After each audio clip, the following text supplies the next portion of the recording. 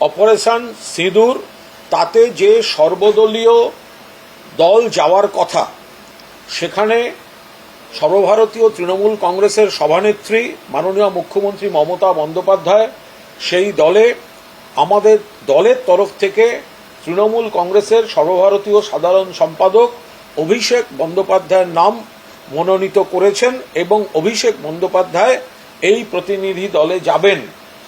আমাদের দলের যেটা আপত্তি ছিল, যে বিষয়ে মমতা বন্দ্যোপাধ্যায় এবং অভিষেক বন্দ্যোপাধ্যায় স্পষ্ট করে বলেছেন, সেটা হচ্ছে এই যে প্রতিনিধি দল, কোন দল থেকে কে যাবে সেটা তো ঠিক করবে দল।